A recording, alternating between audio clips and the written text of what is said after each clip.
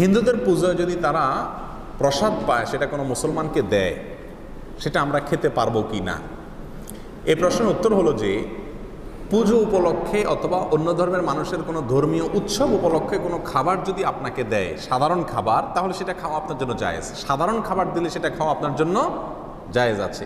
তারা যদি কোনো পশু জবে করে দেয়, যেহেতু মুশরিক হিন্দুরা, তাহলে সেটার গোশত আপনি খেতে পারবেন না। ফলমূল এ জাতীয় কোনো কিছু দিলে সেটা আপনি খেতে পারবেন। কিন্তু পূজার যে প্রসাদ, সেটা বিশেষ খাবার, সেটা মূলত দেবতার সামনে পেশ করা হয়ে থাকে।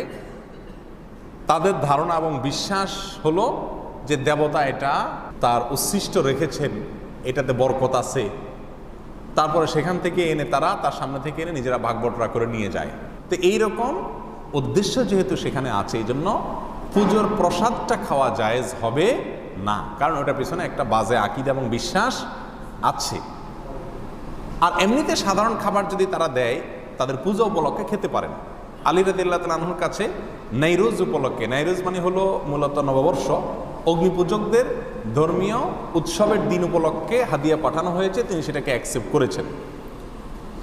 এরপরে আয়েশা রাদিয়াল্লাহু তাআলার কাছে এক মহিলা প্রশ্ন করেছেন, যে সেই মহিলা বলেছেন যে আমার ছোটবেলা দুগ্ধদান করিয়েছেন একজন অমুসলিম নারী, তিনি তার ধর্মীয় উৎসব উপলক্ষে আমাকে কিছু খাবার টাবার দিয়ে আমি খেতে পারবো কিনা। তখন আয়েশা রাদিয়াল্লাহু তাআলা বলেছেন যে যদি কোনো পশুর গোশত টোস্ত দেয়, এগুলো খাবা না, কারণ মুশরিকদের জবাই করা পশুর গোশত খাওয়া যায় না। আর যদি কোনো ফলমূল ইত্যাদি দেয়, গাছের কিছু দেয়, তাহলে সেটা অবশ্যই তুমি খেতে পারবে। তাহলে ধর্মীয় দিবস উপলক্ষে দিলেও সেটা সাধারণ খাবার হলে খাওয়া যাবে, কোনো অসুবিধা নেই।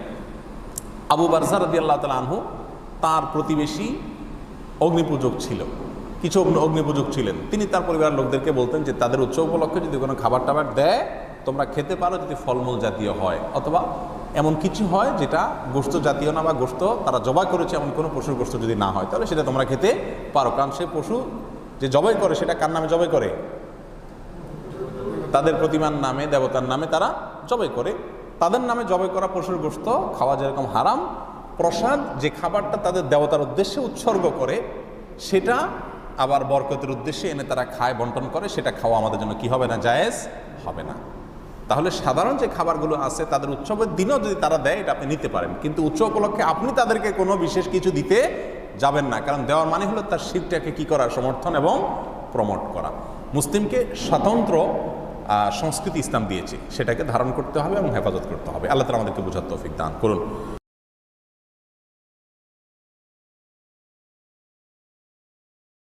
তিন জায়গায় হাসি দিলে আপনার আমল নামায় গুনাহ লেখা হবে। চিন্তা করতে পেরেছেন? হাসির ব্যাপারেও কিন্তু ইসলামের ইনস্ট্রাকশন রয়েছে। আপনি কোন জায়গায় হাসি দিবেন, কোন জায়গায় হাসবেন না, অথবা কতটুকু হাসবেন, কিভাবে হাসবেন, এই ব্যাপারেও আল্লাহর হাবিব সাল্লাল্লাহু আলাইহি ওয়াসাল্লামের সুন্নাহ রয়েছে। বিশ্বনবী সাল্লাল্লাহু আলাইহি ওয়াসাল্লাম হচ্ছে একজন আদর্শের শ্রেষ্ঠ নমুনা, এবং কি আল্লাহ রাব্বুল আলামিন আদর্শ হিসেবেই তাকে এই পৃথিবীতে পাঠিয়েছেন। আল্লাহ রাব্বুল আলামিন নিজেই জানিয়েছেন, সূরা আহজাবের 21 নম্বর আয়াত, লাকাদ কানা লাকুম ফি রাসূলিল্লাহি উসওয়াতুন হাসানা, আমি আমার বিশ্বনবীর চরিত্রে তোমাদের জন্য রেখে দিয়েছি উত্তম আদর্শ। অর্থাৎ রাসূল সাল্লাল্লাহু আলাইহি ওয়াসাল্লামের চরিত্রে আমাদের জন্য উত্তম আদর্শে রয়েছে। আল্লাহর হাবিব সাল্লাল্লাহু আলাইহি সাল্লাম নিজেও হাসতেন, তবে খুব কম হাসতেন। আল্লাহর হাবিব সাল্লাল্লাহু আলাইহি ওয়াসাল্লাম নিজে বলতেন, ইবনে মাজাহ শরীফের হাদিস, আল্লাহর হাবিব সাল্লাল্লাহু আলাইহি ওয়াসাল্লাম বলতেন, লাউ তা'লামুনা মা আ'লামু, আমি যা জানি তোমরা যদি তা জানতা, তাহলে তোমরা কম কম হাসতা, আর বেশি বেশি তোমরা চোখের পানি ফেলতা, বেশি বেশি কাঁদতা তোমরা, আর কম কম হাসতা। আল্লাহ রাব্বুল আলামিন নিজেও শিখিয়েছেন, ফালিয়াদহাকু কলিলান ওয়া ইয়াবকু কাসীরা, অর্থাৎ অল্প হাসো আর বেশি বেশি কাঁদো। তবে বিশ্বনবী সাল্লাল্লাহু আলাইহি ওয়াসাল্লামের সুন্নাহ ছিল কিন্তু মুচকি হাসা। আল্লাহর হাবিব মুচকি হাসতেন। আব্দুল্লাহ ইবনে হারিস রাদিয়াল্লাহু তাআলা আনহু একটি হাদিস বর্ণনা করেছেন, মুসনাদে আহমদের 17750 নম্বর হাদিস এটি। তিনি বলছেন, মা রাআইতু আহাদান আকসারা তাবাসসুমা, আমি আমার জীবনে আল্লাহর হাবিব সাল্লাল্লাহু আলাইহি ওয়াসাল্লামের চেয়ে এত বেশি কাউকে মুচকি হাসতে দেখি নাই। বিশ্বনবীর সব সময় মুখের মধ্যে মুচকি হাসি লেগে থাকতো, এবং কি আল্লাহর হাবিব সাল্লাল্লাহু আলাইহি ওয়াসাল্লাম বলতেন যে তুমি তোমার ভাইয়ের জন্য মুচকি হাসি দিবা, এটাও একটা চ্যারিটি, এটাও একটা সদকার সওয়াব হয়ে যায় তোমার আমলনামায়। তবে তিন জায়গায় বিশেষত হাসা যাবে না, হাসলে আপনার আমল নামায় গুনাহ লেখা হবে। তার মধ্যে নাম্বার 1 হচ্ছে নামাজের মধ্যে যদি কেউ হেসে দেয় তাহলে আমল নামায় মারাত্মক গুনাহ হয়, এবং কি নামাজের মধ্যে অট্ট হাসি দিলে আপনার অজু ভেঙে যায়। সব মুহাদ্দিসরা, সব মুফতিরা এই ক্ষেত্রে একমত, নামাজের মধ্যে যদি আপনি দাঁত বাইর করে অট্ট হাসি দেন আপনার অজু ভেঙে যাবে। 2 নাম্বার, কাউকে উপহাস করে যদি আপনি হাসেন, আমাদের সমাজে এটা মারাত্মকভাবে পাওয়া যায়। একজন মানুষ একটু খাটো, তাকে খাটো বলে অথবা বেটে বলে উপহাস করে হাসাহাসি করা হয়, অথবা কেউ একটু চোখের সমস্যা, তাকে কানা বলে, টেরা বলে এইভাবে উপহাস করা হয়, অথবা কারো একটা সমস্যা রয়েছে পার্সোনাল, যেটা নিয়ে তাকে উপহাস করা হয়, তাকে ছোট করা হয়।